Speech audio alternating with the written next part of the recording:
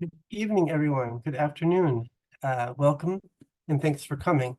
This is the final career conversations for this academic year. We're super excited um, to partner with the Institute for the Study of Environment, Sustainability, Energy, ESE. They are the ones who do the EMVS major. So my name is Mark Schuler, the acting director, Center for Nonprofit and NGO Studies. And our mission is the center is committed to the growth and development of civil society through research, community engagement, and training the next generation of community leaders. We are known as the Make a Difference major. We have a deliberate hybrid of skills building and liberal arts and sciences, management and social justice, international local NGOs. We're trying to help folks be good at doing good.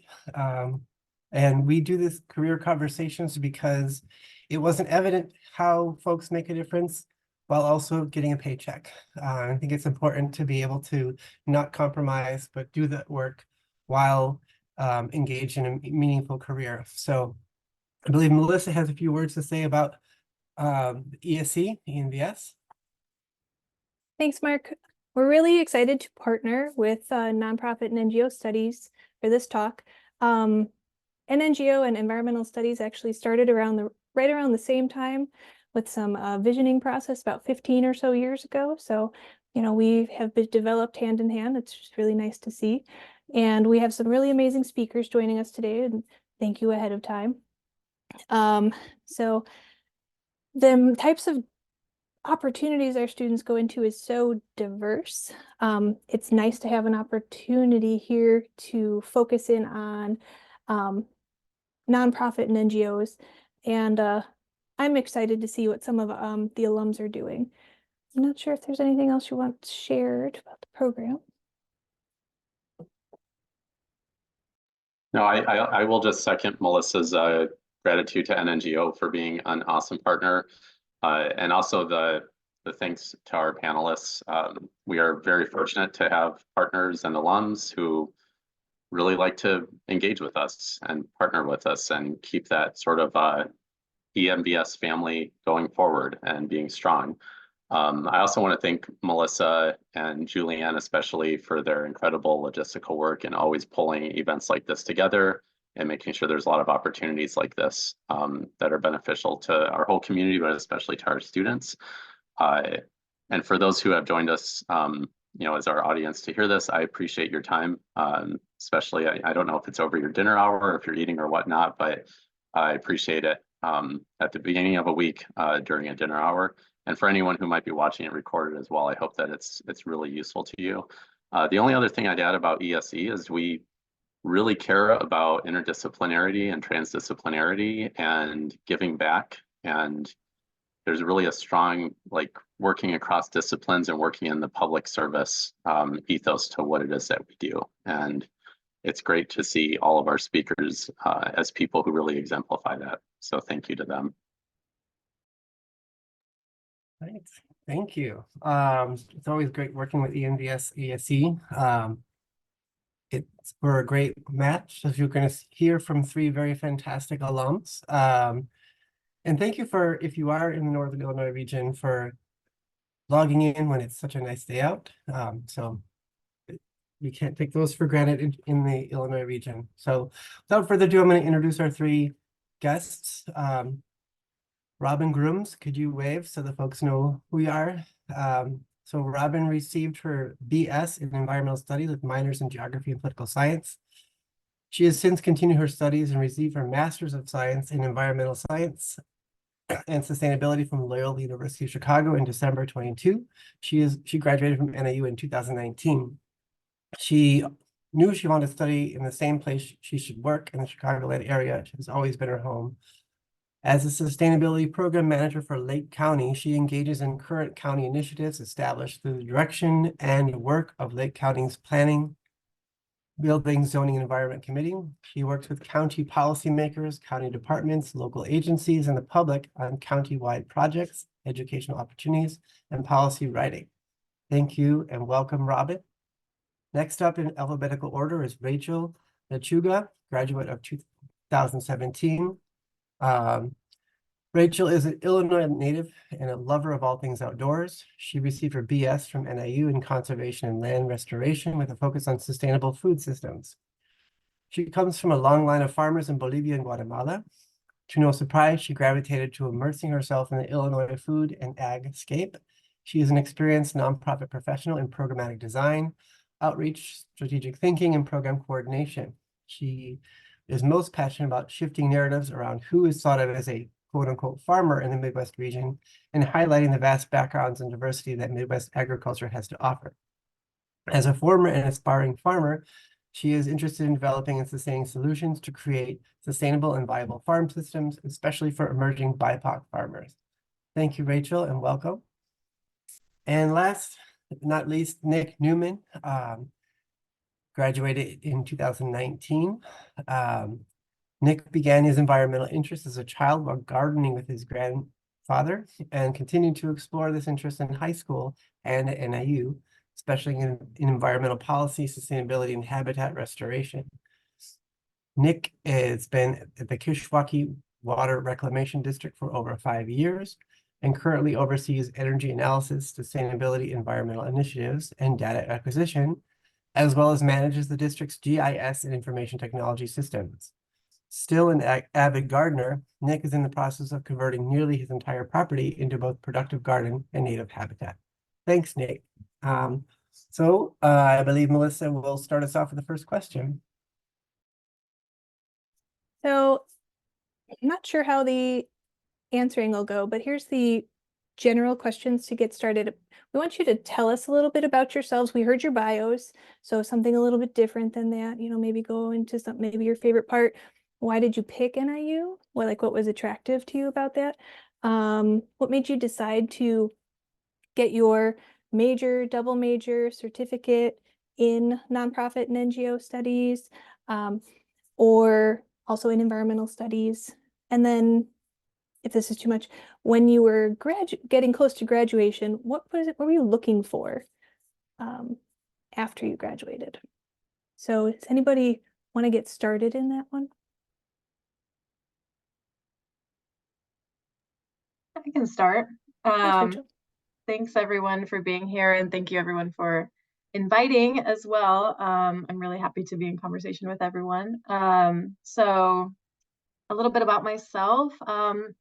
Yeah, you heard my bio. I am an avid outdoor lover. So similar to Nick, we actually were working in the garden at NIU together for a while, which really actually launched a lot of my career path, but I'll get into that a little later. But similar, still gardening, still producing food, whatever way that I can, for myself, for my friends. But yeah, I really enjoy traveling as well. So that's something I've worked to center in my life. And Mark mentioned at the beginning, not having to sacrifice a paycheck, just to be doing good work. But I also feel that that's true for, anything that I do and how I've been able to center that in my job. So that's really important to me.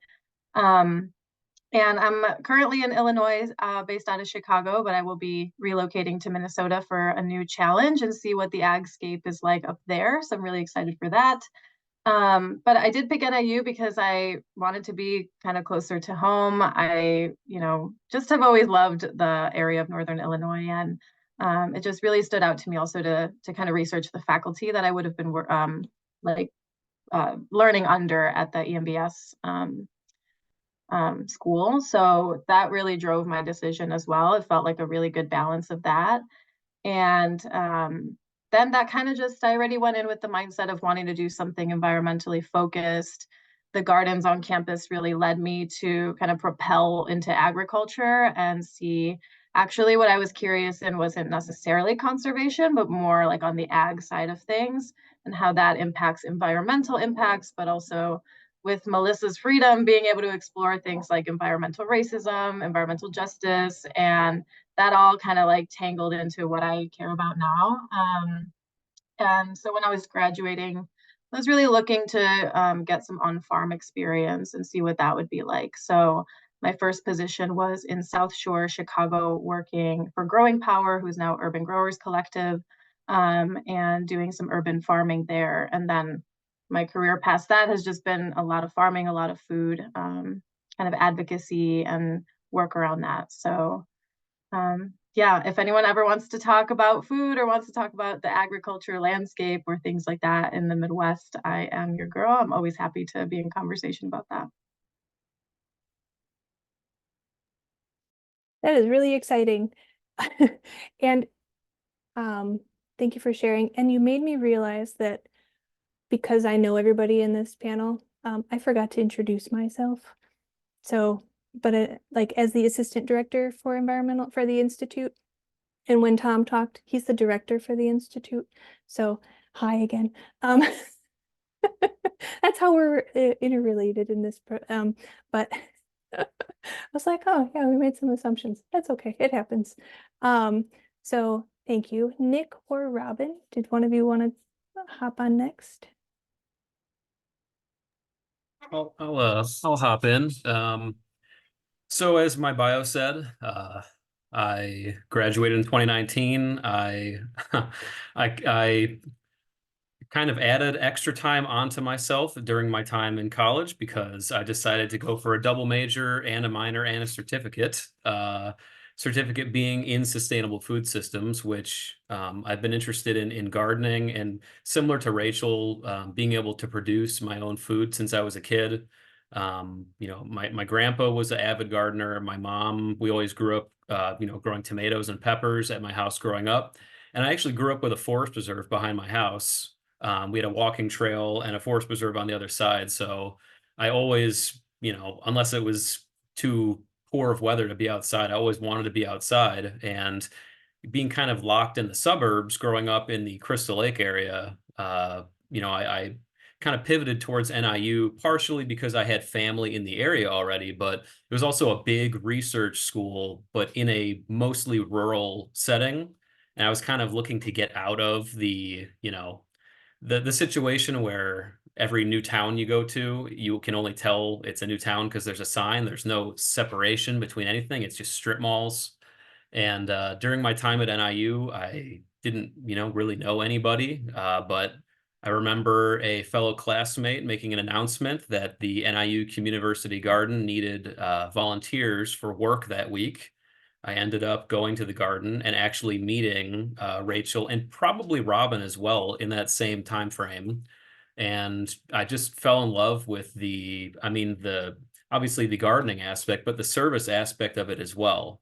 You know, seeing the people who were benefiting from the food we were growing come and pick up their food while we're growing it was definitely I would say a pretty pivotal moment in my kind of academic career. And that's when I made the decision to double major in the nonprofit studies as well, because I figured that would give me experience in kind of both ends of, you know, what is the kind of nuts and bolts, the getting your hands dirty on the environmental side, and how does that fit into the, you know, social landscape of where you actually live. And yeah, I mean, as I got closer to graduation, I wanted to do something local where, you know, environmental problems are so permeated at all levels of society and global interaction that it's hard to see the changes being made sometimes when you're tackling, you know, really high level problems. So I wanted to do something more local level where you could see the changes actually happening in front of you. I mean, if you're lucky. And so that's when, you know, I started looking for jobs in the local arena and ended up with, you know, a job at a regional, you know, government entity doing a lot of different kinds of environmental work.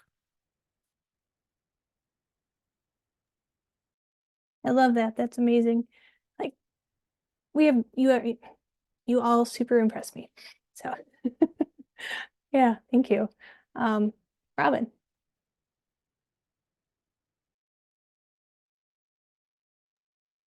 Are you I can't hear you, Robin. Oh no. Just give her a second. It was giving her issues at the very beginning and then it worked. So yeah. Not yet. Oh no. Yeah, you know what's interesting is I forgot how much the community gardens brought like our group of environmental studies and an NGO and other Mhm. like-minded individuals together. So, Yeah, I remember the very first time teaching the nonprofit and community engagement class when that was one of the projects that students were working on, and they were going to do a sit-in. I was like, I don't think that's necessary. I think just having a plan, talking to folks would be enough. And I mhm. remember when people were like, well, we actually have to weed, like, no. Anyway, Yeah. it was a while ago. Wait, Well, right now? Oh, Can anybody hear me? Yes. Okay, yay. Hey. Thank you, Vlad. So Yay. sorry, folks. I don't know what happened. Sorry. Please finish the sentence. I just wanted to make sure you guys could hear. Yep. I think you said how long ago. The gardens were in existence on campus in the Anderson location from 2014 until last year. So, Yeah. and the community gardens have evolved to be more off-campus sites.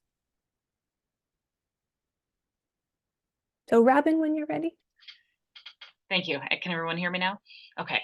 So sorry, folks, and I don't think I'm going to be able to be as elegant as Rachel and Nick, but yeah. So my name is Robin. I grew up very blessed to be able to do a lot of traveling to state parks, national parks, things like that. But a lot of time in just my local forest reserve district specifically. And I was blessed one day when I was in middle school. They took a bunch of like the girls from the middle school to our local community college to go learn about different careers that are available in science and in sciences and things. And I met a couple women there who said that they actually worked for a nature center, that they were like the director and the assistant director for a nature center. I'm like, oh my gosh, wait, you can actually work in nature for your job? That's so amazing. And it was really just from that point forward, I was like, yep, I want to do something with nature outside. And the first internship that I had after my first year at NIU was actually working under one of those women, luckily enough. So that's always a fun story. I love being able to tell, but always had a passion for the outdoors. And one of the reasons I come from a long line of public servants. Everybody's a teacher. Everyone works at a public school. My little sister does now as well. So it just felt like the right move for me to try and figure out to work for some small local public entity on that topic, whether it was a forest reserve, a park district, a local government, whatever it was. And NIU was one of the only schools in the country at the time that I was looking at that had a policy track that had this like this public service sector. And I loved all the different topics that fall within that big umbrella of sustainability. I was never going to be able to really choose. So finding the school that let me study the policy and the planning aspect for energy and water and for conservation and for all these different things, that was something that made NIU really special to me, as well as being close enough to the Chicago area where I plan to be able to work during my career, because I just think it's one of the most unique and best places in the world to be doing this kind of work. And I think I was completely correct. And I think being able to meet all of you lovely folks was was proof enough that it was the right choice. What was a part of that question?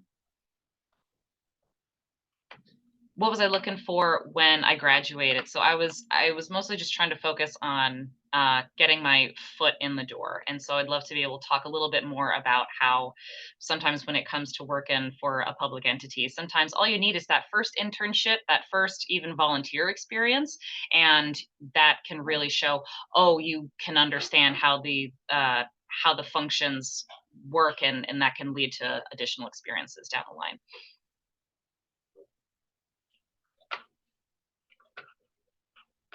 I think more than one of you have had that experience where an internship has easily transitioned into your next steps. Thank you for sharing. Yeah, I'm gonna. Yeah, that's actually a really great segue to the next question, which is telling us about your career journey. How did you find your first job after graduation? and what led you to the sector that you work in. I realize a couple of you working for public organizations, a couple of you working for nonprofit organizations. And since we ended with Robin, why don't we start with you? Mark, can I really quick, because I know it's nonprofit and non-governmental, but I feel like there's quite a bit of what is that, transferable skills that, like are applicable, between those types of entities, as opposed to the private sector, where it's very profit driven. We all need to make business run and whatnot, but I just, when we were selecting our, like people who we would contact and whatnot, just thought it would be interesting to point that out. Yeah. So I can definitely say the experiences that I had working with nonprofit jobs while I was at NIU. So I had an experience working with the Student Conservation Association as one a position I was able to get. Was working with Friends of the Fox River and doing education work for them as well. And a lot of those experiences definitely then tied into directly what I was going to be able to go work in with the public sector. So what I was able to do, my first job out of university was working for the Forest Reserve District of Cook County. I had gone through their Youth Outdoor Ambassador program, which I still believe is a program that they do today. But working with a Forest Reserve District is a really great way to get your foot in the door. They're always looking for youth workers to be doing like restoration work and getting your hands in the dirt and getting those kinds of practical experiences. But also through that program, I had the opportunity to go see the county building, to go see how to go work in the garage and see how their fleet managers did their work, and be able to see this more holistic look at how this agency is able to function. And that was really helpful for when I went for my next volunteer opportunity through AmeriCorps. If anyone has heard of that, it's like a national volunteer organization that helps place young people, young professionals looking to get different kinds of experiences with different like job placements. So I've benefited very much from these different kinds of programs that are designed to help young people get their first shot at doing this kind of work. So that AmeriCorps program was called the Greenest Region Corps. Unfortunately, that program is no longer around anymore. But I was able to get placed at a local government in Lake County called Hawthorne Woods, and I was able to work they got a big discounted rate for me, and but I also was able to get really good experience through them, working as their like sustainability coordinator for a couple years through that program. And that experience is what was able to definitely help me sell myself in my interview when I was going to work up for Lake County.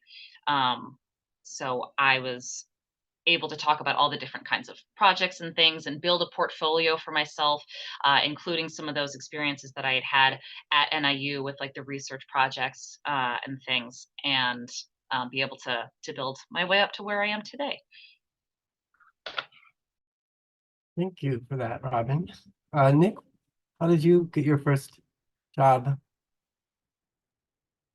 Well, similar to, the way that Robin kind of framed it, I think getting your foot in the door is a really important aspect of kind of building your career path. So mine was kind of like a chain of some small steps that happened that led to this position that I got right out of college. I mean, basically, I was able to develop a professional relationship with Melissa Burlingame in the ENVS office. I worked as kind of like a research assistant for about 2 years probably. And she helped connect me to a local environmental restoration firm that did habitat restoration that's based out of DeKalb. I worked with them over a summer and the next winter break. And actually, as part of the environmental student organization, Green Paws, which I believe is no longer an active club, we went on a tour of the facility. And at the end of the tour, I just off the cuff asked the assistant director there, who's now one of my bosses. I asked him, I said, hey, do you think you're going to have any need for summer help? You know, this was the fall before, but I was kind of trying to plan ahead. And he said, I'm not really sure, you know, maybe, you know, we'll see. Well, 4 months go by and I didn't hear anything. So I was going to accept another summer internship with this restoration company. And then he emails me and says, actually, we have a big project coming up. You know, we'd love if you could be a summer intern. So I interned that last summer into fall of my kind of end of my time at NIU. And before I actually had graduated even, they offered me a full-time position. You know, basically, I was kind of stepping into a position that they knew was going to possibly become vacant within the next, you know, 2 years. And so I kind of knew I had this position lined up, and I spent, you know, that time at the end of my internship before I was fully hired. I spent as much time as I could basically taking on every task I could possibly imagine that the district would throw at me. And, you know, as a result of that, I, you know, have essentially become a one person department at the district. And, you know, I think that, like Robin said, getting your foot in the door is more than half the battle. If you can just at least build some skills, you know, little by little, they will eventually accumulate into something that becomes a really viable portfolio.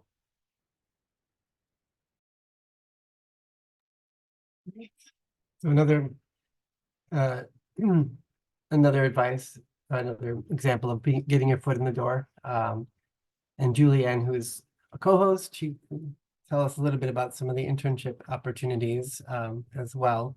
So Rachel, tell us about your career journey. How did you land your first job after graduating, and what led you to the sector? Yeah, thank you. I really love hearing everyone's like progression of how things just kind of accumulate to where you're at now.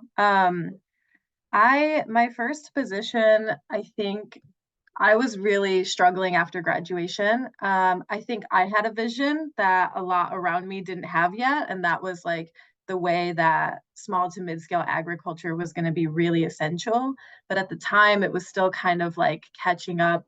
And I was having these conversations at school and having them with faculty, you know, but the job market was still kind of catching up with that. And so I did kind of struggle coming out and trying to figure out like what is a viable position or what does that mean. And so once I decided that I wanted to do on-farm experience, I was looking in that realm. And around a similar time, like really urban farming had been taking off in Chicago. So that was kind of like luck of the draw, where there was just a lot of movement around like kind of farm to table and food sovereignty and things like that. So I think I was on the like Advocates for Urban Agriculture website. Maybe they have a job board that is like a really robust job board. And I'm pretty sure I found the position there. And the first position was for the After School Matters program of what was Growing Power. And so After School Matters essentially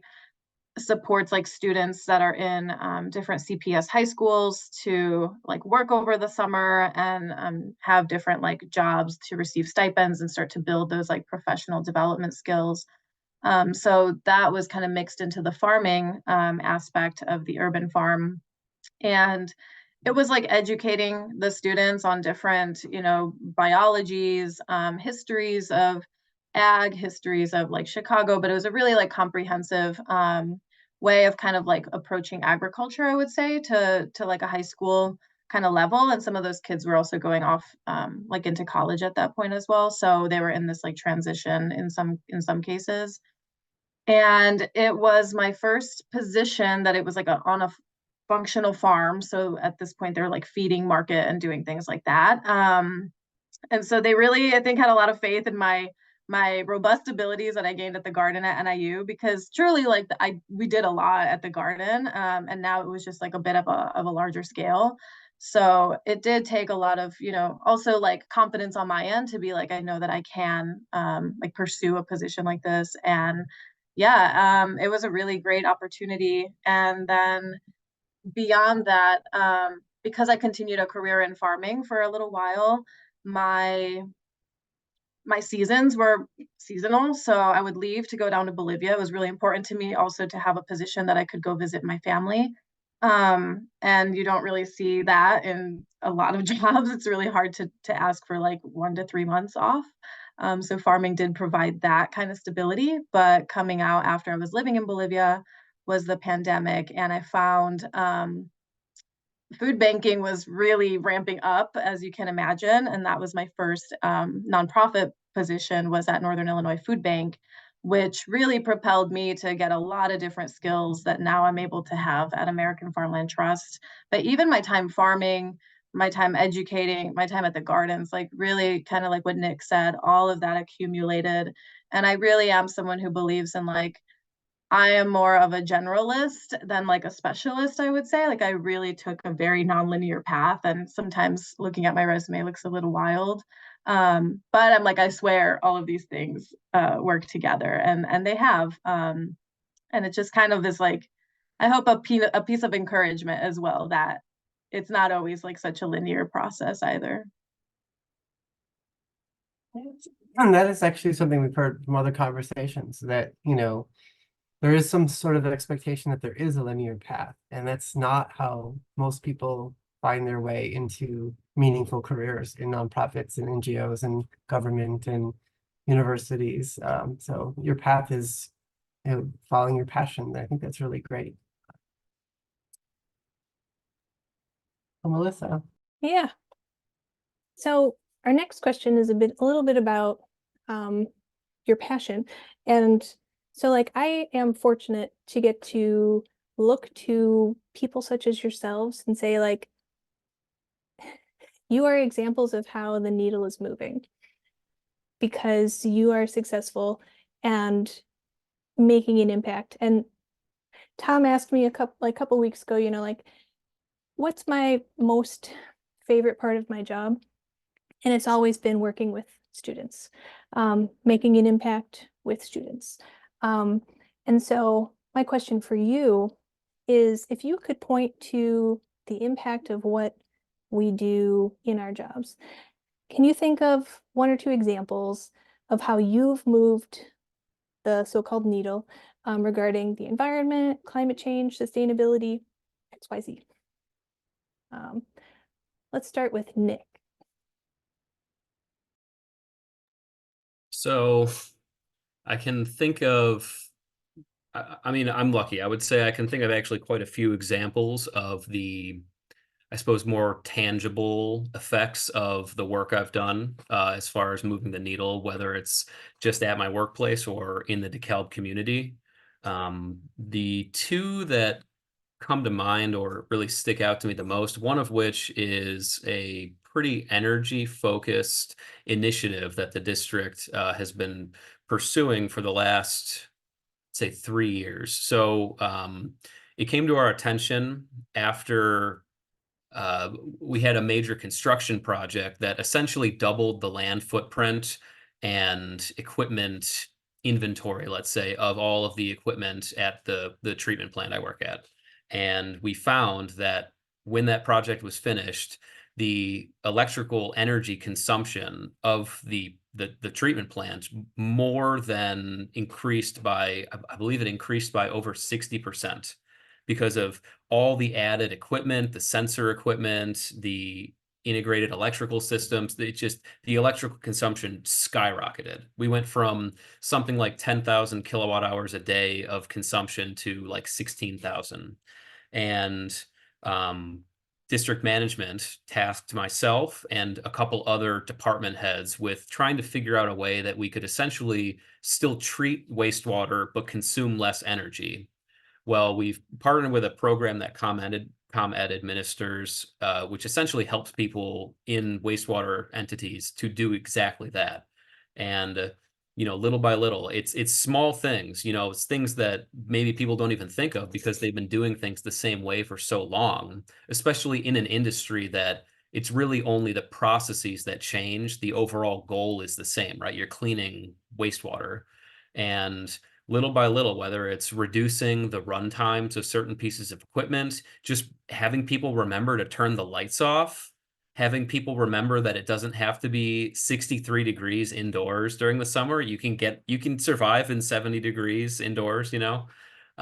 Well, little by little, we've completed almost 40 independent, let's say, electrical reduction initiatives, and we have on average cut our electrical consumption by over 2,500 kilowatt hours a day, which translates, we just did the math on this because I just submitted a grant application for something related to this.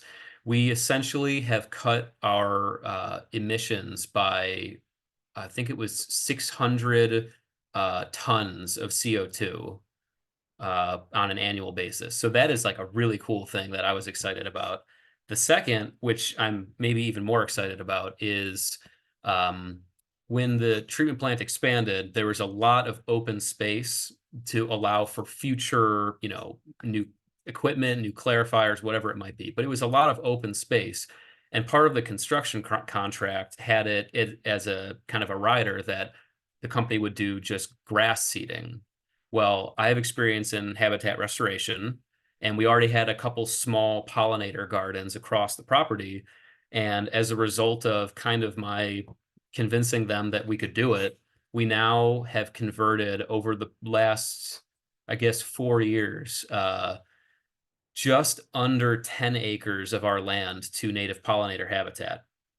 And we did it kind of, a couple acres at a time to make sure we could actually handle it. And the coolest part about this, I mean, the 10 acres on its own is really awesome. But because the public responded positively to what we were doing, the DeKalb Park District said, oh, this is something people would not be upset about if we converted grass to native prairie or woodland. And so I did a joint project with the DeKalb Park District in 2020 and 2021 to convert around 20 acres of land across different park district properties to native habitat. And then I just had somebody from the DeKalb Township come to me and say, hey, we know you have experience with this. We'd like to convert this, 5-acre parcel by the Kishwaukee River to native wetland. And then I had a retirement community off of Bethany Road say, hey, we have detention basins. We'd like to do this. And it's like, because one, entity was willing to kind of stick their neck out and risk, public backlash, which didn't even end up happening, we essentially created a ripple effect that now there's entities all over DeKalb that are converting, essentially open land, which would be mowed grass, into native pollinator habitat. And that to me is like, my goal is, if by the time I die, if all the the right of ways in DeKalb would be native prairie instead of grass, oh man, that's the dream for me. So that's definitely the moving the needle, initiative that, I mean, that's top of the line for me. I'm gonna hop in. That's amazing. And I'm not a not environmental girl, but that's not my background. But I have heard about these things. Like, it is talked about in the region of the very cool things, and I think awards you guys have won, and that it's amazing. To your point, the ripple effect. And when you hear about, for all three of you, kind of the work that you fell in love with when you were at NIU, and now how it has really gone out. And, we say that we're the Make a Difference program, and I think there's many programs like ours at NIU that do that. So to hear this move the needle thing, and this is amazing. Congratulations. Yeah, that's really awesome. I feel like it's a, what do you call like, all I can think of is a white paper, but like some type of, our class is working with Robin to do an outreach toolkit for a trees initiative that their Lake County is looking to do. And I'm like, oh man, future project, if you want to work with some of our students to work with ways to replicate said project. If Melissa didn't say it, I was going to say it. So, and I'm guessing like when Robin and Rachel talk, they'll also have things to share there. Oh, I mean, I probably. know Robin does it. And I had actually just put in my notepad, like, reach out to Nick. This is like, this would be an academic paper, a white paper. The idea of like how you share things across governments. I was just at a conference in Minneapolis where there was like a half-hour long conversation about like, we need really good empirical stories of how that actually happens on the ground. And now Nick is like sharing it. So it's kind of very serendipitous. So yeah, very cool. Rachel or Robin, is one or the other of you like super excited to go next? Eeny, meeny. Rachel. Thank you. Yeah, that's amazing, Nick. I'm so happy to hear that. And there's so many things that come to mind. I feel like I really want to start. I'm a very like internal person, so the way that I think about my work is externally and like the kind of things that I produce, but a lot of it is internal, and like my kind of focus on a lot of things is like that strategic thinking and programmatic design behind the NGO or the nonprofit that I've been working with. So I think within that, it's kind of like um, thinking about like how we story tell, going to the point that someone just made, how we think, how we act, how we create around like sustainability, and who are we including in these conversations, and who is being excluded, who's historically been excluded, and how are we like actually building programs that are sustainable and not just kind of grant deliverables. I will say that that's a very nonprofit thing, is like there are many, many grants and many opportunities to do a lot of amazing work. But it's kind of like, if you say yes to everything, you know, you also have to know kind of where your values are and what you stand within that. So it's really great, like getting creative within grants and things like that to incorporate a lot more, as much as you can, like equity within the development of said programming before even starting to like implement said project, like really trying to take inventory about the strategy of what this is, what is like the longevity to this type of work. Because of course we would love to get a lot of things on the ground, but the way that I think about things is like, you know, this isn't just for like me right now or us right now in the next like 2 to 3 years. Like we're talking about climate, we're talking about a lot of changes. So like, what is that going to look like 5, 10, 15 years? Like, who are we planning for? And kind of like building almost a little bit of a narrative around that individual that you can picture 15 years from now. And how would this kind of program or whatever you're developing, how is that going to impact them? And how would they be impacted? You know, really like kind of sitting and thinking that through. So I think within my own identity, being in commodity crop agriculture now in Illinois is a really big way that I show up. There are not a lot of people that look like me, as you can imagine. I believe it's like 96% or so of farmers in the United States are white males. So that in itself is, for me, moving the needle, because I am showing up in spaces where historically people like me haven't been, or have not been. And so it's also navigating some of those uncomfortable spaces within agriculture. But I will say I did experience that in other nonprofits that I worked with as well. It just looked differently, and kind of building community around that, you know, and finding the people that you can rally with, and just being able to super work collaboratively within that nonprofit, or what that looks like for your goals.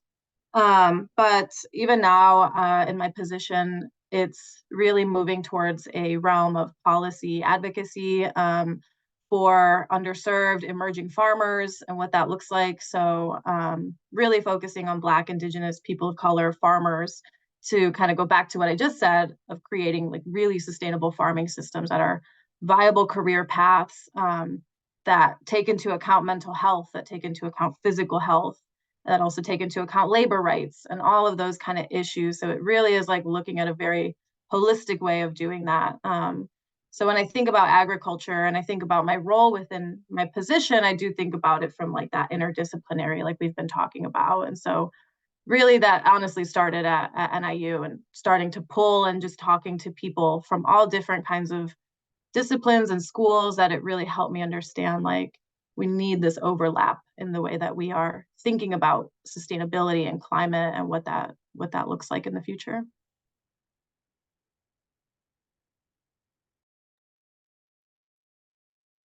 Thank you for sharing that. Sometimes moving the needle doesn't, it looks different for different people. So I appreciate that. Yeah. And Robin.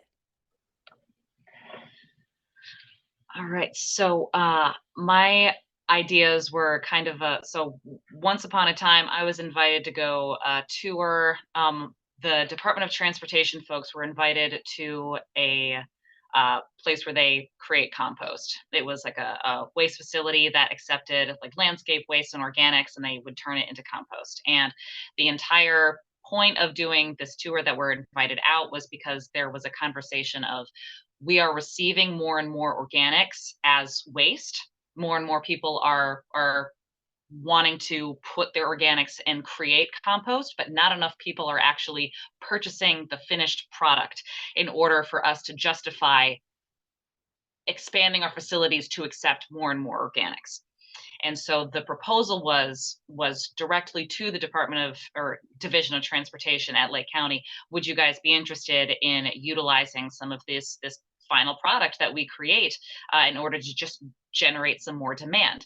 And there was a big no that was said by the DOT folks at that meeting. But luckily, I had been allowed to tag along, and I said, well, I know of a whole bunch of folks who actually would be way more interested in doing this. And I was able to get in touch with our like public works department and say, hey, just, you know, this is something that it would be really wonderful for you guys to be able to use for a bunch of your public works projects instead. And there had been a whole mess earlier in that year where we do organics recycling at our different facilities, and we had heard that we weren't quite sure where all of those products were actually headed, if they were actually headed to be processed at facilities that would process them correctly. So when we finally worked with the Solid Waste Agency of Lake County, they're called SWALCO, to truly make sure that it was in our contract. We were going to make sure that those organics, we were putting all this effort to separate out and have it be recycled properly, that it would actually go to a facility that would then go and finish on the tail end. And it turned out we were able to get it to go to that facility. So it ended up being able to be this really great circular economy project. That just because I had happened to be able to tag along to this meeting where another part of the county government said, no, there's no way, we're not doing this for whatever reason, I was able to say, wait, no, there's still potential here and this would be really wonderful. This is where our waste goes to. We want to both generate demand and then take back exactly what we're giving over to you guys. So there have been a number of public works projects that were over the summer that utilized our own waste right back. So that was really fun. And then I think something on a completely different spectrum, the Lake County Board had set a goal that every new building that gets built should be analyzed for its capacity to be a net zero facility. Net zero as in no more energy is being used than can be produced on site. So the electrons coming in and out ends up being a zero over the course of an entire year. And so there was a new building called the Regional Operations Center that is being built in Lake County currently, and it was going to be a 24/7 operational facility. So there was never going to be a day where the lights were going to be off. There's always going to be somebody on staff there at this facility. And so there was a very big question of, can you make that a net zero building? That seems very difficult. It hadn't been done before, at least in Illinois. But I was able to work on a team with actually understanding all of the different financial mechanisms that have come down from the federal government, from the state through utility incentives, and then apply for an Illinois Clean Energy Grant with our team to secure the funding to actually go and make that building a net zero building. Because at this point, when it comes to utilizing taxpayer dollars, what is the most responsible way to be utilizing public funds is to be creating buildings that you're not going to end up having to go back and retrofit or electrify down the road. It's always going to be much more sustainable, both for the climate and for the budget, right? To be doing things from the from the outset. And so being able to utilize all of these different financial skills and writing capacities that I developed through school to actually be able to secure that and make that happen. So those were some really good things. Really, I'm just in awe that all three of you had managed to set a goal and communicate that with various I don't want to use the word stakeholders if it's not like what you're putting words into your mouth, but it involved negotiation, it involved actually talking to people, trying things out, and trying to figure out what they're going to do, and trying like a bigger project because you have some track record from doing a smaller project. But it seems that like the skill set that we have to offer should include things like actually sustainable relationship building and actual, not just transactional, but really honest to goodness listening to each other. Before we go to the next question, folks want to say a little bit more about that. It struck me that all three of you are mentioning the same thing. When Rachel shows up, having to be the ambassador for any non-white man, it's like it's still floored at the 96%, are white men. But folks want to talk a little bit about how that worked and what you needed to do to be able to be successful at that negotiation, at that relationship building. Mark, can I also add that another similar theme that all three of them talked about is like they had to be willing to fail. So like this was risk. And you all jumped in and you didn't know if it was going to work or not, but you knew that it was worth taking that chance. And kudos, that was amazing.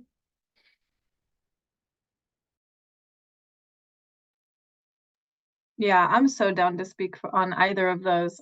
Heavy on the failure, Melissa, very true. And I think in my time in nonprofit, that was like a really scary concept for folks that like already coming in. And I don't know what that is. But I got really fortunate that my team at the food bank was like, no, we have to fail. We have to do that in order to figure out it's like iteration, right? Like we have to figure out how to better make things. And we're constantly just throwing things at the wall. And eventually like things start to fall away and you kind of start to begin to see, where you're headed. But you have to have that process of failure in order to have this iterative thing so that you can actually create something sustainable. And I think that's true with the relationship building too, and kind of the collaboration that you go in with. And I think that for myself, it was really like centering that in a lot of my work. And that's kind of how I've moved throughout my different positions and things like that. And it really has been collaborative of like listening and understanding, and in my case, in some moments, like taking up the space that I know I deserve to have when I'm there, and also like making my presence known and my knowledge known. I think there's a really serious like imposter syndrome kind of thing that can happen after school. But in that relationship building, like really showing up authentically and genuinely and like building relationship and taking the time to do that is so essential. And that's what I've found to be really successful for my position. And now I'm doing outreach specialist work, and it's part of the reason why I'm going up to Minnesota so I can work on expanding our own programming. But a lot of that just begins like truly having conversations with people, getting to know each other. I personally love putting on events, hosting events where people just get to like brush elbows together. Those conversations that happen outside of the office, outside of our Zoom conversations, are like the ones that really start to solidify ideas, I think. And in the realm of like climate, sustainability, and those things, I think that that's very true too. And people can share their very real fears as well around what it means to be in work around climate. Like we hear a lot of kind of doom and gloom stuff, but we also have real life examples here of people that are doing amazing work. So I feel like those conversations should be centered more like those opportunities to be in community together, because that also gives you an indication of how, at least for my mindset and programmatic design, how are you moving into these spaces where you maybe never had relationships with people like this before? In like my work, Minnesota's heavy with Native tribes, and so AFT has never worked in that space before. So what does it look like for us to start engaging in that and having some of those partnerships, and also recognize very real cultural differences and all of those things, and being sensitive to that. So to me, it's really time. Like, I'm a very quality time person, so it's like really taking the time to establish relationships and authentically listen to what people are sharing, and also what they're not sharing. And are there any kind of in between the line things, or what does that look like? But that also comes with relationship building.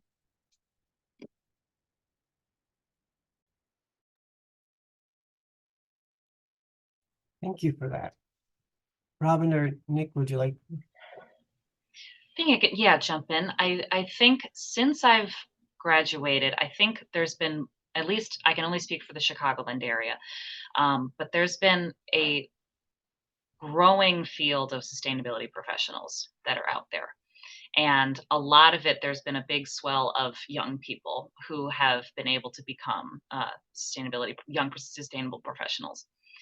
And being able to, you do start to get to know everyone who is working in the region, and just being able to collaborate with the different organizations, whether they're nonprofit, public, private, whatever it might be. In our field, in the private sector, there's a really big emphasis on copyright, right? On making sure that you're not stealing anybody else's ideas. We want our ideas to be stolen. We are putting together right now a model ordinance engagement plan, so that if we do something good, we can hand it right over to anybody else who might want to utilize that great idea. And so there it's not just a great idea to have these relationships and collaborate.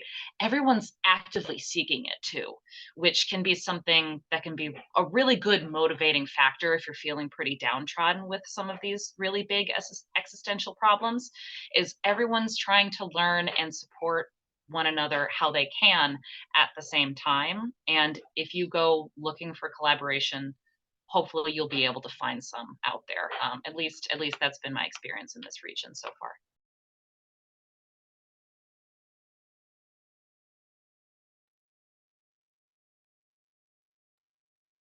My turn.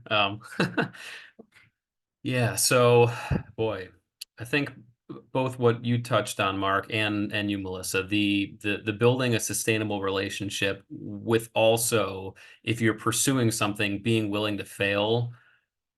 I mean, I feel like they kind of actually work hand in hand. So, I mean, in my experience, especially with the native habitat, work that I've done at the district, they didn't have anybody on staff when I started there that had any restoration experience. And, I feel that, putting in a work ethic and getting at least your immediate supervisors to trust you and know that you're putting, in my case, right, as a public entity, as I'm sure it's the same for Rachel and Robin, it's, the community we serve is the people that matter the most. So, if your supervisors and your coworkers feel that you're pursuing your work for something beyond just making yourself look good, and also, and this is something actually that my mom raised me to think about a lot, is if you can find even just one thing that you have in common with someone else, that opens the door, kind of like we were saying earlier with getting your foot in the door. It opens the door to building a more personal human to human relationship with that person outside of just your professional relationship. And if you can do that as well as put in the work ethic, then you build a certain level of trust and, understanding with the people you work with. And I'm sure it's similar for Robin, right? And this is kind of touches on what Melissa had said, as far as there being crossovers between government, especially at the more local level, and nonprofits. I mean, my district is, we have an executive director who's my main boss, and under him is my boss I most directly take tasks from. But above both of them is the board of trustees. And their job is to make sure that, just like a nonprofit, the district management and staff are pursuing the mission of what that entity is supposed to do, which is benefiting the public, being responsible with tax money, and, you know, providing a positive impact on the community and the environment.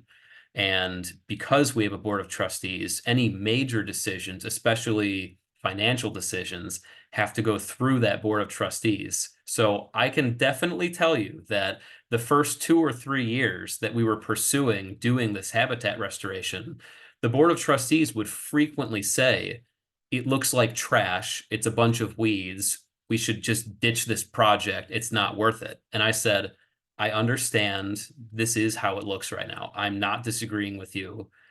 Please, you just have to be patient. Trust me, it's going to look a lot better if you give it even another year. And because I built that work ethic and that, you know, that personal understanding with my supervisors, they went to bat for me and they said, yes, he knows what he's talking about. Don't jump to any conclusions. Let's just wait and see what happens. You know, and that was, let's say we had 3 acres at that point, and now we have 10 because the board of trustees completely bought in after they saw what one really good summer looks like for a native prairie. And, you know, I mean, I was willing to take the fall if it didn't end up looking well, but I really believed it was going to turn out okay. And my bosses believed in me because they knew I was, you know, they knew that I wasn't just making it up because I'd put in the work. Yeah, so I think they kind of go hand in hand. And, you know, similar to what Rachel said too, it's like you kind of, in the absence of having any experience right when you leave college, you kind of just have to believe in your own abilities, and you know, the rest will follow suit, you know, hopefully. That is so important. I want to second that as well. I mean, what we unfortunately hear a lot these days that students don't believe in themselves. There's a lot of, you know, imposter syndrome. Other folks have mentioned this before, and it's just, it's heartbreaking. Trying to think of ways to keep that message going where you can believe in yourself, where you can say, I did this for a reason. I do have skills, you know, and it may not be quote unquote the bankable skills, but it's that people skills. It's the liberal arts, you know, critical thinking, reading, and it's the being able to find the common ground, even that one thing that you have in common, just so you can build that relationship of trust. I think that's super, super important. So thank you all. Sorry, that was an additional question. So, you know, you didn't get a chance to think about this in advance. But we've been talking about the impact of what we've been doing. A lot of people that work for-profit entities, they don't have to think about their day-to-day because their day-to-day is pretty prescribed. But for people that work in the government sector, as the public sector and the nonprofit NGO sector, you know, we don't have an imagination of what it's like to actually work for the public interest. So what is a typical work day for you? Is there such a thing? Can you tell us a little bit about the backstage or the unglamorous work? And anyone who wants to jump in first can go ahead and jump in first.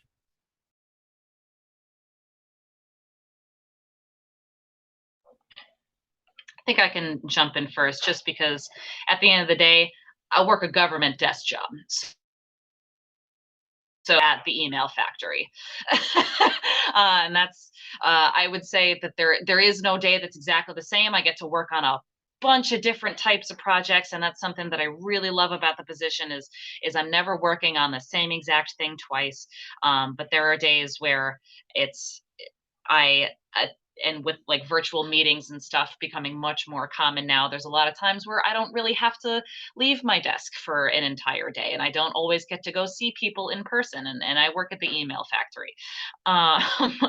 But I would say a typical day is I get to practice a lot of making presentations that are going to go in front, that are going to be recorded and be public meetings, and communicating to elected officials effectively about the programs that we're working on, developing new ideas, and trying to learn a lot always at the same time, because as I had said earlier, local governments are all at the same time trying to learn how to electrify our buildings, change the content of our fleets, learning how to do any other kinds of like conservation projects and tree inventories on your properties, and maybe we should have dark sky protections, and let's do all of these like wonderful different things.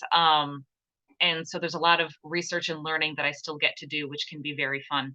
But at the same time, it can be overwhelming when you report at the end of the day to elected officials.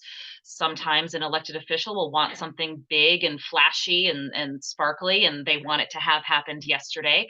And especially now working for a slightly larger government entity than like a individual town or a city or something like that, things can move a little bit more slowly than than folks would want them to happen. So some of that unglamorous work is just needing to wait for large piles of data to make its way to you, or letting if there's lots and lots of large teams, making sure everyone, the more resources that can be at your disposal, the longer sometimes you have to wait for everyone to get on board with an idea before it can move forward, right?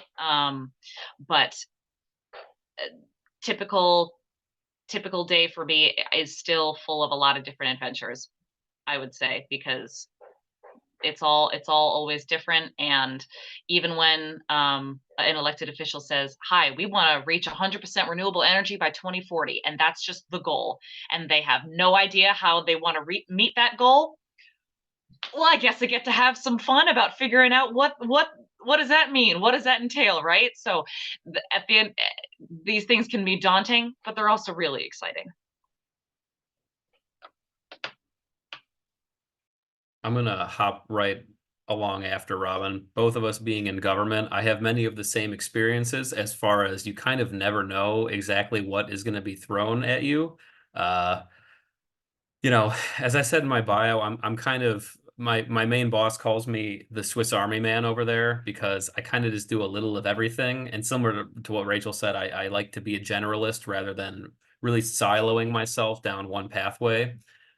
So, you know, I definitely agree with what Robin said. Every day for me is definitely an adventure as far as, I mean, some days I'm doing all day, I might be doing energy analysis to see if we're meeting our energy reduction goals. Some days, if it's nice out, I might be doing, you know, field work, doing GIS data capture to better understand what's happening with our, you know, our sewer system and, you know, all of our equipment that's outside of the treatment plant. Some days I'm also at the email factory, and just all day you're just going back and forth and trying to coordinate with an unimaginable amount of different, you know, whether it's other government entities or places you're trying to submit grants, or, you know, where you're trying to get data from and you're waiting for deliverables. And, you know, it can definitely be overwhelming at times. And it certainly isn't always glamorous.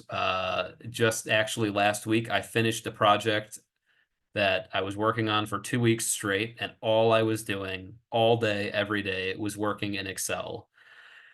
And it's, you know, it is what it is. There's certainly worse things out there. I could be digging a ditch, you know, with a shovel, for instance. But when you're looking at those gridded cells all day, every day, you start to see them with your eyes closed. And the end result of the work was cool because we were doing a regional comparison of what different effluent levels for contaminants were and seeing where we stacked against, like, I think it was about 20 different wastewater districts in the Northern Illinois region. So it was like cool to know what it would eventually be used for, but the work itself was brutal. So that aside, you know, the minute to minute might not always be glamorous, but having a sense of the fact that what you're working towards is going to have some positive benefit, and probably benefiting, you know, in the case of local government, benefiting the people who you probably may live next to.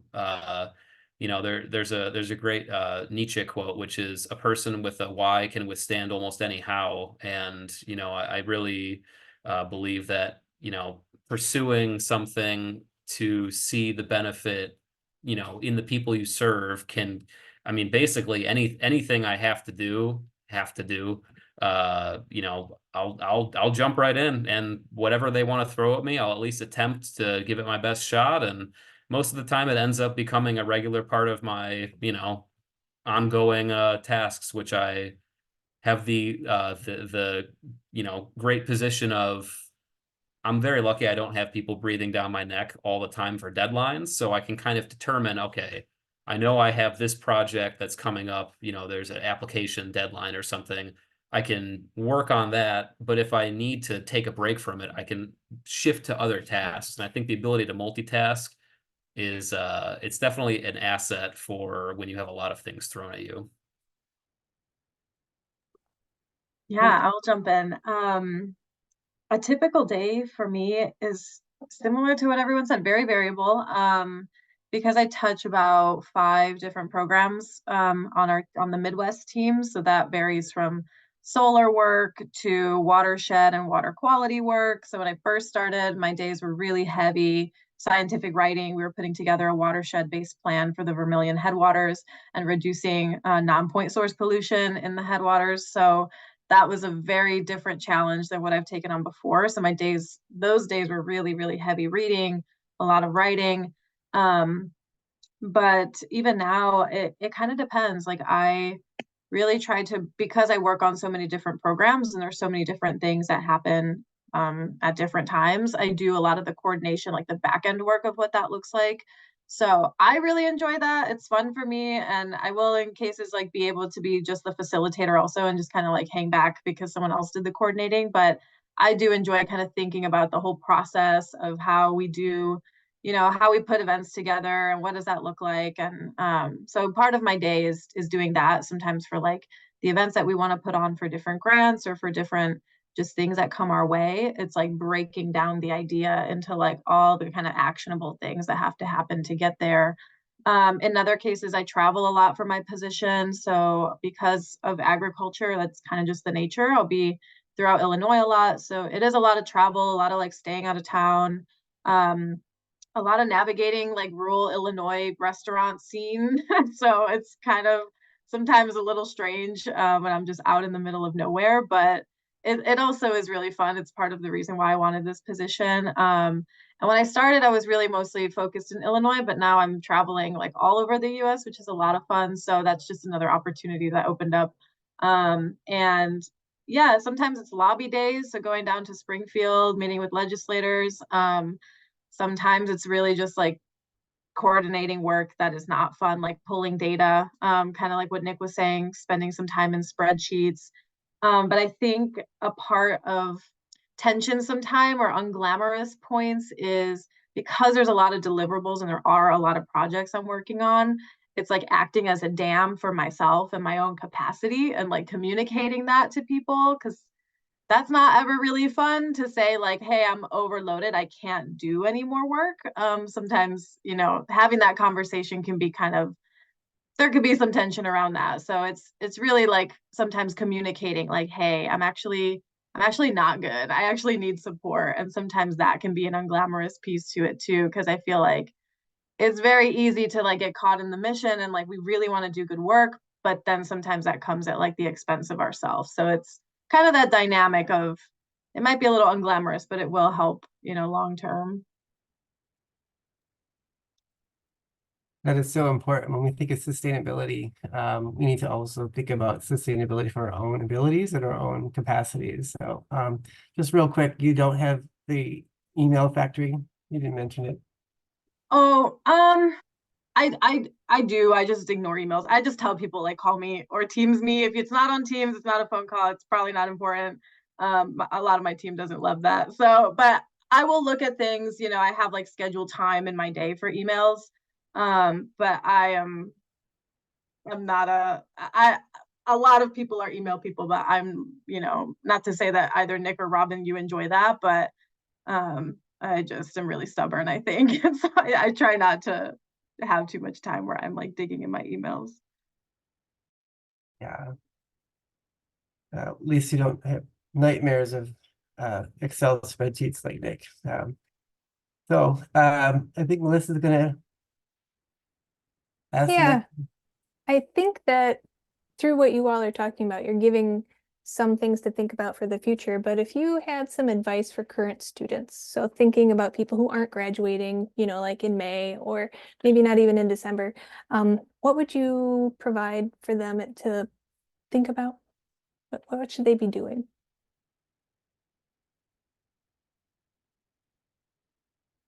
Whoever wants to jump in. I think I always just want to emphasize that you guys already have marketable skills. If you're making the effort to come out to these kinds of talks and learn about how to progress in your own careers, you're putting in the work, and you already have abilities that are worth um, worth learning how to present yourself to people who would want to work with you in the future. So I really highly recommend everyone go check out career services a few times during their time at NIU.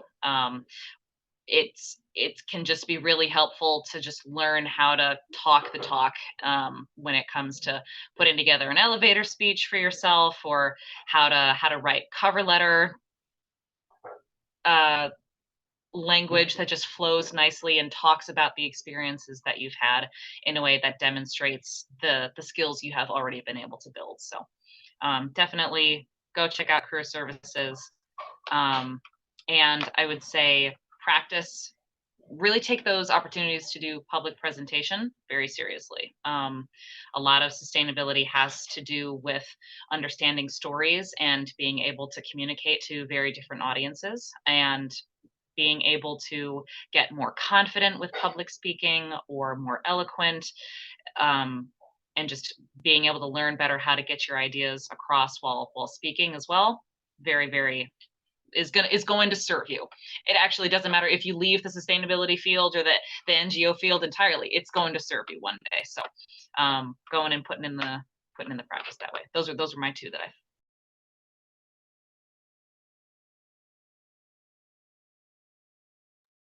Yeah, I can follow. I think a big emphasis on what Robin had said at the end there. I'm trying to catch my brain with what my thought was. But in any case, I think something super important too is like, as you're learning, you know, how to do these elevator speeches, how you're writing your cover letters, how you're presenting yourself, like really doing it in a way that is rooted in who you are and like really walking your truth. I feel like that just opportunity abounds, like when you are yourself. And I think that is really hard when you're trying to like go into the workforce or going to like different spaces, because there can be a really big fear, you know, or like a really real fear around like, in the way that I present myself, will I be accepted? Will I be received? Like, what will that look like? But there is totally a way that you can do that. I think still being very professionally, still wanting to create relationships and do those things, but also still being yourself. And I feel like in my career, that is truly what has allowed me to meet all types of people, to have opportunities that like really align with my values and what I want.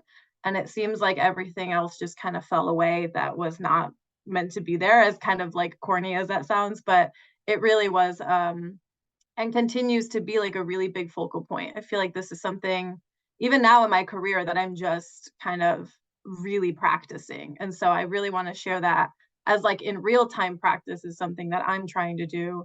And if you can try to do it sooner, then that would be amazing. Because had I kind of maybe started this way, who knows what would have happened. But my path is my path, and I'm just wanting to share kind of my current like learnings right now that I'm going through now, you know, however many years into my career.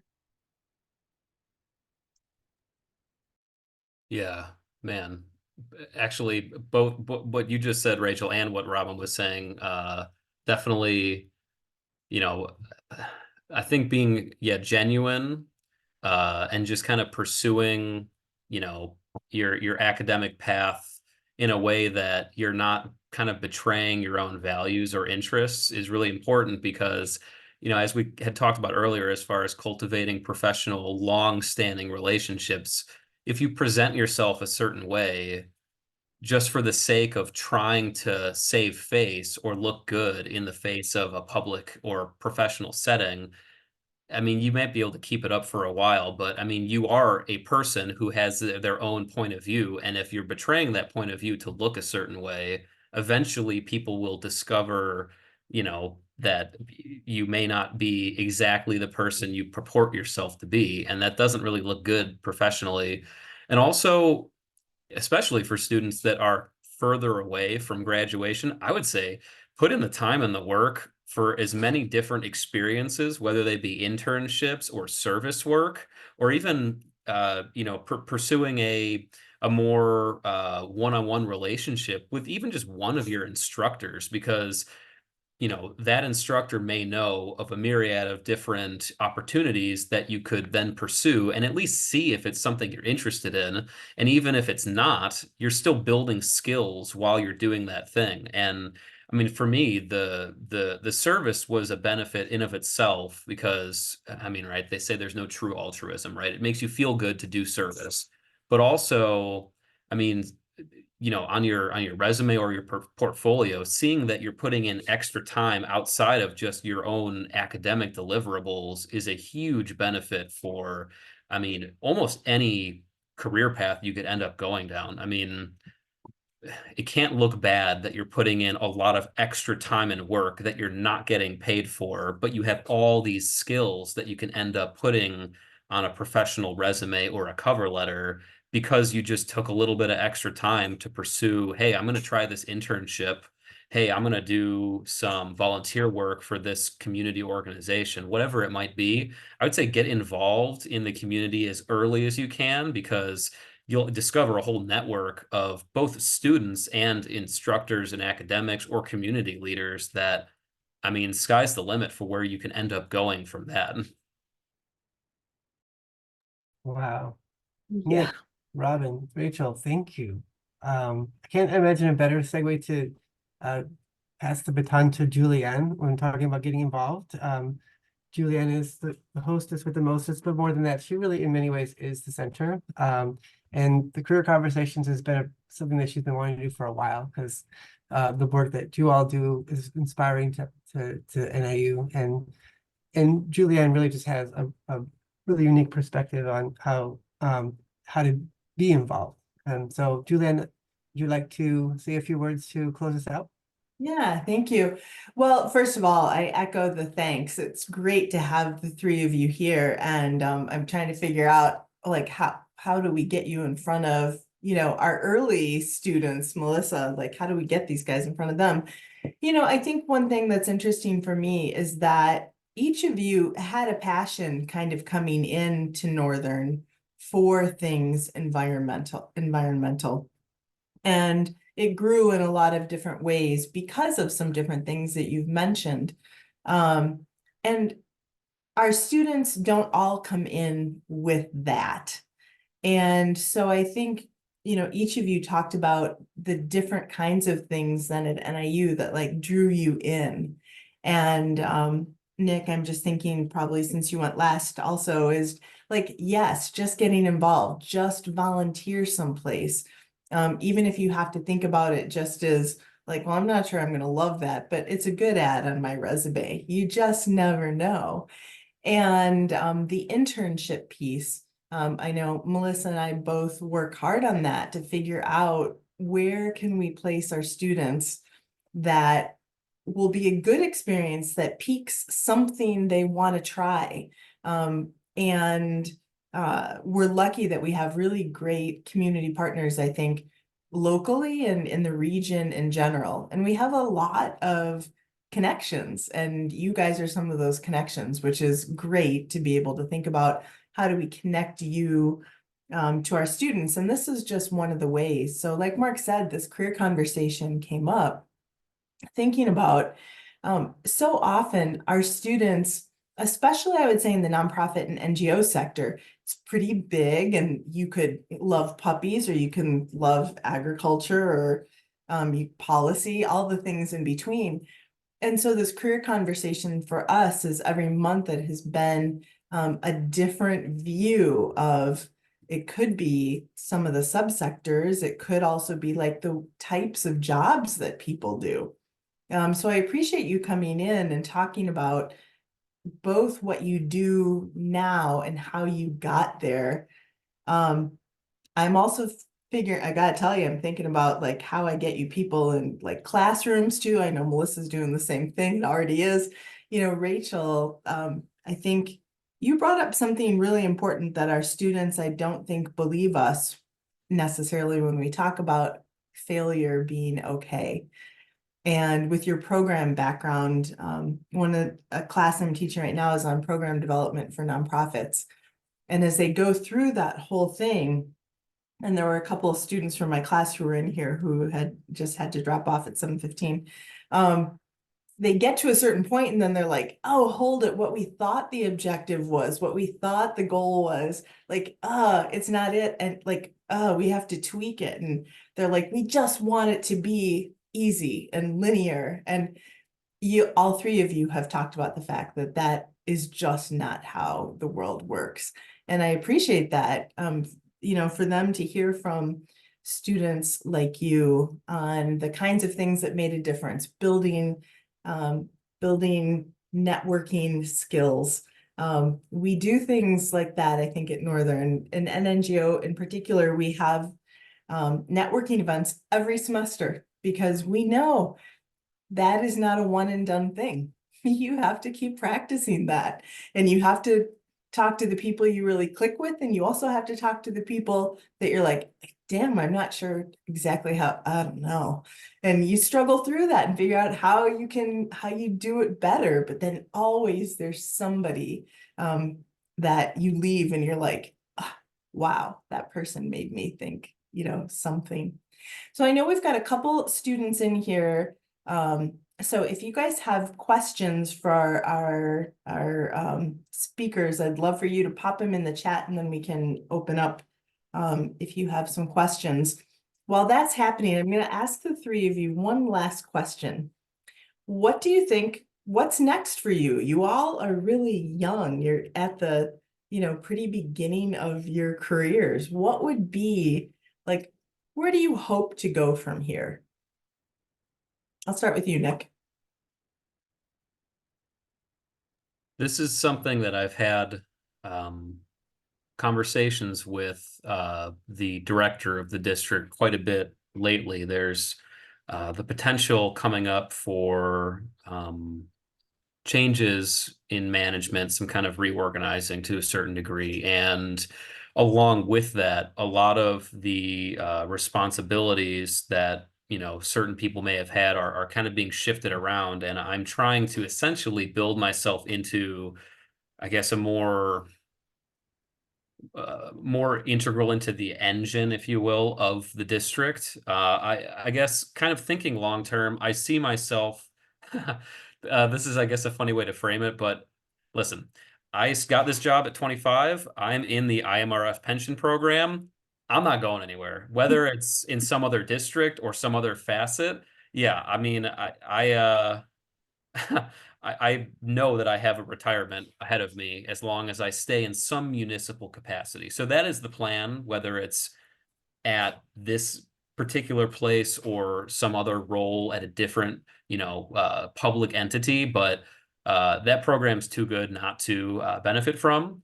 I also, you know, I have a lot of family in this area, so I would like to stay in the Northern Illinois region. And yeah, I mean, I kind of am thinking about it more, less of just my career outlook, but kind of trying to balance that with, you know, like thinking about, I guess, retirement at, you know, my late 20s, but it's something to think about that not everybody thinks about out of college.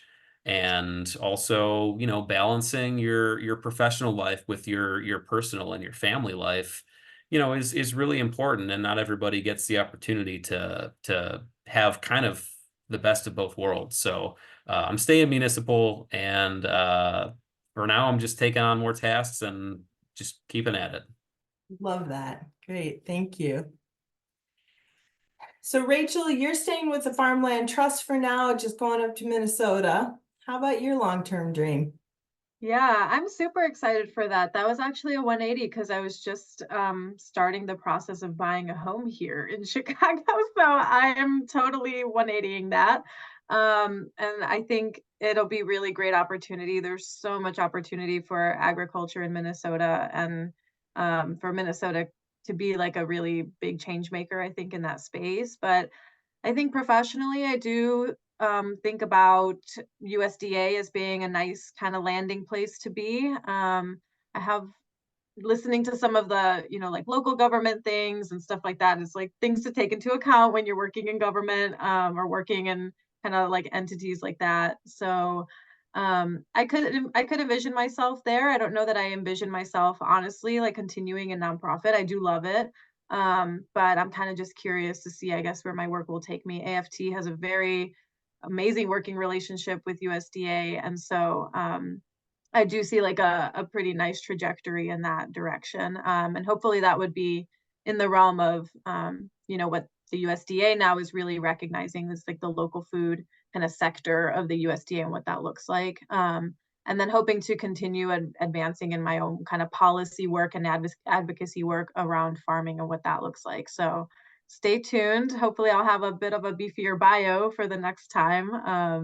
But yeah, I think those are my ideas. And similar to Nick, balancing, like wanting a dog or like wanting to go camping and also trying to very real balance that my work is asking me to travel and asking me to do things like that. So it is planning for retirement as well. Like I didn't think that I would be in that position, but thinking about longer term things, thinking about what that looks like, what home looks like as well, is definitely part of the process.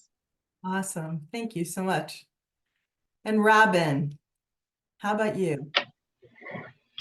So I had spent so much of when I was working at college, I was doing like a training, right? I was working the Youth Outdoor Ambassador program. And then I graduated and I was doing a whole bunch of internships. And then I got into the Greenest Region Corps. And it was all just like, it was this training, building up to something. And I've only been with Lake County for about 1.5 years now. And it kind of feels like this is the place where I can actually see myself being for long term, really applying all of this stuff that these training programs had they were designed to instill into a young professional. So I really just want to have the opportunity to be here and show my stuff. But honestly, my ultimate goal is that jobs like mine become less and less necessary over time. The big thing I'm working on, my biggest project right now is working on these like net zero goals that the Lake County Board has set for themselves for reducing emissions, diverting waste, building renewable energy, like utilizing renewable energy. Hopefully come 2040, mission accomplished, we're doing a lot of this good stuff and then jobs like mine don't become as necessary anymore. So I want to be doing this work as long as it just makes sense for me to be doing. But then, who knows what I might want to do way down the line. But for now, I just got engaged earlier in the fall. So I am happy to be here or where my family is. Like Nick said, a lot of the Green Paws people, we stuck around, and why would I leave behind all the lovely friends and stuff that I made at NIU when I could come and potentially go visit Melissa's class one day. I could still drive over there if I really needed to. So I am very happy to just keep on keeping on and trying to show my stuff here as long as it makes sense. Love that.